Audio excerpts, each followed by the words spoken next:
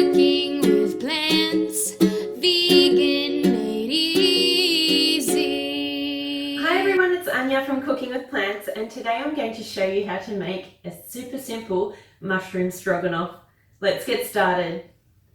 So for this recipe, I'm going to start with about 350 grams of sliced mushrooms.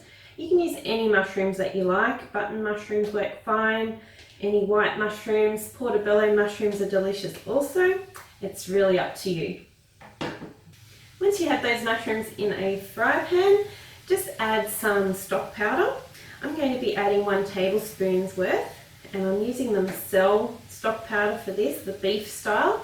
I just find it adds a really nice rich flavour. But if you don't have it on hand, feel free to use any stock powder that you like, or even some salt and pepper and some mixed Italian herbs works really well also. To this mixture, I'm just going to add 1 tablespoon of Bragg's aminos. You can also use soy sauce or tamari. And then just give that a really good stir through. So just keep stirring your mushrooms over a medium to high heat until they break down. And I haven't added any oil to this because the mushrooms release their own liquid anyway, so there's no need to add any oil to this recipe. If you find that your mushrooms are sticking to the pan that you're using, just add a touch of water to the pan, and that's all you need for this. So once your mushrooms have softened to your liking, just turn off the heat.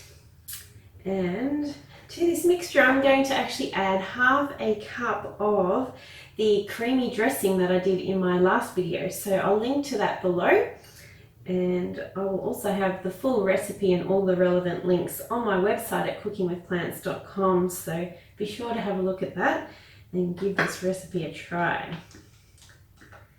Now for the most important part of the recipe, the taste test.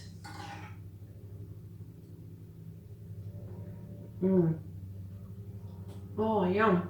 That is so good. Give this recipe a try. If you do make it, I'd love to see your photos. Send them to me via Instagram. So delicious. Give it a try. Let me know what you think of this recipe. Remember, you can also follow me on Facebook, and I look forward to seeing you for the next recipe. Bye for now.